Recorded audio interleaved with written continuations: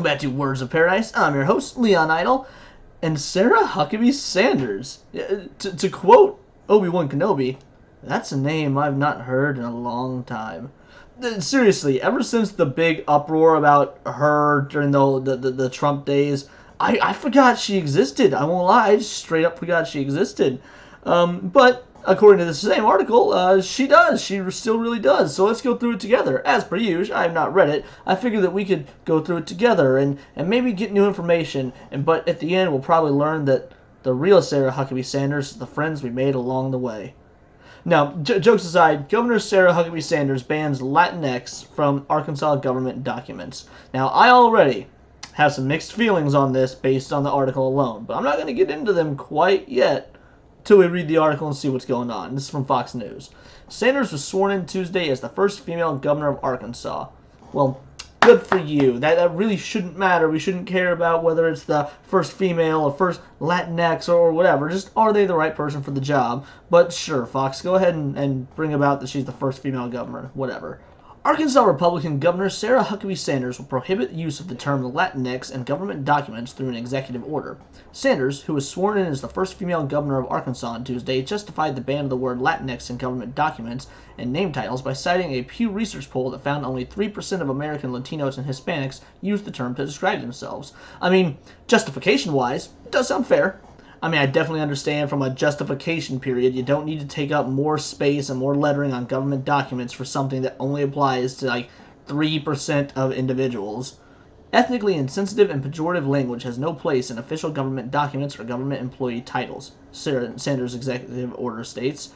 The government has a responsibility to respect its citizens and use ethnically appropriate language, particularly when referring to ethnic minorities.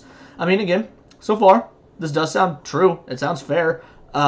You're going to have some pushback, specifically from the left and definitely from people in California, but they're all the way over there while Arkansas is firmly in the middle, so who cares what they have to say? Man, she looks like a troll. Like, have you ever been playing Dungeons and Dragons and, you know, you roll a 20 on seduction for the troll, and your DM has to awkwardly try to figure out how to make the troll sexy? I feel like this is the best a DM would come up with. Progressive groups and some politicians have pushed the term Latinx in recent years as a gender-neutral alternative to Spanish words Latina and Latino. Yes, because Spanish is a gendered language. Oh well, like, I agree that Latinx is stupid. I don't know quite yet how I feel about it being banned from government documents. I at least understand why, but I don't know how I feel about it, and I'll explain why in a bit. But yeah, I agree it's a stupid term. Sanders noted in the executive order that Real Academia Española, a Madrid-based institution that serves as a linguistics guide for Spanish, officially rejects the use of X to replace O and A. I almost said zero. I'm so dumb. O and A as a way to identify gender in the language. Okay, I mean, hey, if Real Academia Española, you know, Española, clearly I don't speak Spanish, guys, you know, bans it or say, you know, rejects the use of it, I mean, that's some pretty strong grounds to stand on. So far, that's fair. I can appreciate it. Let's keep going. One can no more easily remove gender from Spanish and other Romance languages than one can remove vowels and verbs from English, the executive order states. That is true. I mean, the entire to try and justify changing an entire language just for a few insensitive individuals on Twitter, that's going to be a pretty hard sell, especially in a political environment where you have to have legal documentation done. If only 3% agree with it and the other 97% say, no, this is awful, this is stupid, you do want your politics to be in line with your constituents. I mean, that's why you're in the job. You're a public servant. They're your constituents. So the vast majority are saying, we don't like this. You should probably listen and find out justifications for why they may or may not be correct. So far, yeah, fair enough. It is the policy of the governor's administration to prohibit the use of culturally insensitive words for official state government businesses. Sanders now serves in the same post as her father, Mike Huckabee, who was governor of Arkansas from 1996 to 2007. She's the youngest governor in the country at 40 years old. Wow, youngest governor in the country at 40 years old. You know, I actually kind of support this. I don't support her necessarily, but I do support this. The fact that she's the youngest and she's 40. Now, 40 is not old, don't get me wrong. People live to be 100. Like, she's not even, half her age. Or she's not even halfway to max age, give or take. But yeah, that is a bit of a problem. We do need younger individuals in office because it shouldn't be up to a bunch of just old people who don't understand the current generation to be making the rules for the rest of us.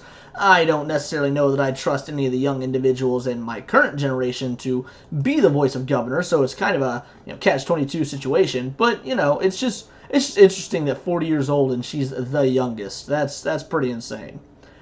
Another executive order set to be signed by Sanders will ban the use of TikTok on state devices and government networks. Okay, well that one makes perfect sense. That's completely fine. Like, I may have my arguments about Latinx, but that's A-okay. TikTok is not something that should be used on government networks and state devices. Not only is it not appropriate for government individuals to be using, their work-related devices for something as cringe as TikTok, but it's also a security risk. It is absolutely a security risk considering it is a Chinese application.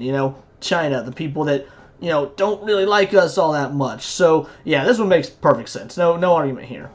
An action first reported by Fox News Digital, the order follows similar bans from the federal government and more than 20 other states. Sanders previously worked as the press secretary for former President Donald Trump in 2019. She told Fox News Digital in an exclusive interview that as a mother, education will be a core issue among her governorship. Well, if that's the case, I really hope you guys are teaching evolution in schools down south because that's quite the problem. Make sure that if education is really what you want to teach, make sure kids know that there was no Adam and Eve, that, we evolved over millions of years and that we came from filthy monkey people. I made it no secret that the biggest priority I have for this session is a large-scale education reform package, Sanders said. I am living it every day with a 5th grader, a 3rd grader, and a 1st grader, and I feel the impact of education and what it means to each kid. Well, let's just hope that's true. Okay, so it didn't really get into the Latinx stuff too much. I mean, it talked about the cultural insensitivity, and it laid out a good basis for why, it should be banned from documents. The only issue I really have with this is that I don't like speech being limited in any capacity. Now, obviously, free speech is an individual thing. Free speech is not, beholden to the government. They can't just go out there and put whatever they want on government documents. They can't go around, using, the N-word or things like that and be like, oh, we're the government, we can do it, free speech. Like, that's not how it works. And even though it only is 3% of the population, that's, it's still kind of a slippery slope because then you've got those 3 people who are going to rise up, those 3% of people who are going to rise up, throw fits on Twitter. It's going to cause an even bigger controversy. The news is going to start covering it. Certain states are going to backlash. It's going to, maybe run. If she wants to work on education reform and truly work on it and it be something of note, that's great. I'm all for education reform. I'm not all for the news covering, oh, they're removing Latinx from government documents, and it, being a front page story, and then education reform is somewhere way back on like page 7, and no one talks about it when that should be at the forefront. So I don't know. I don't know how much of this is genuine or how much of it is just a let's own the libs sort of move.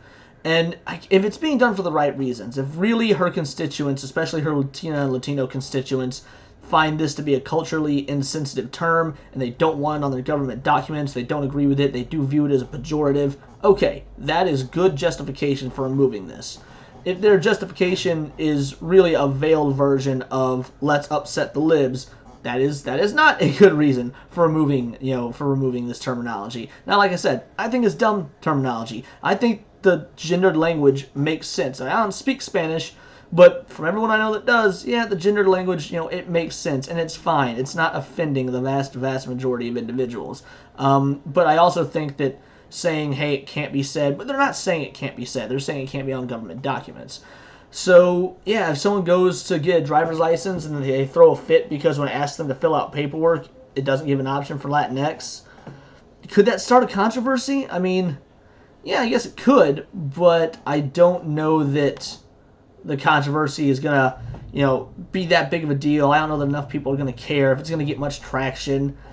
All in all, it just seems like a weird thing for Fox to be reporting on if there isn't some ulterior, oh, let's own the libs motive, which is most likely what it actually is.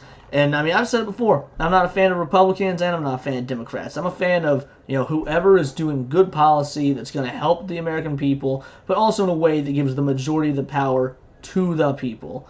And in this article, I didn't see anything offensive. I didn't see anything that made me go, oh my word, scandalous. Like, nothing like that. So, yeah, it's probably fine. It's just an interesting aspect. But I want to know what you guys think. Let me know in the comments below if you're in support of terms like Latinx, if you think that this is a good move, if you think this is a bad move, or you can let me know on Twitter. You can follow me at BoltTheWord, and please subscribe to the channel. I am really trying to grow it in 2023. It would mean the world to me. We cover all the best in nerdy news, politics, the whole nine. I mean, yeah, I'm talking about Fox News now. Before this, I was talking about Adam Sessler and his meltdown towards video gamers. Prior to that, I was talking about the WWE and Randy Orton and their attempt to cancel him over liking a tweet. I mean, crazy stuff all around. So definitely subscribe to get the most out of it. And until next time, this has been Words of Paradise.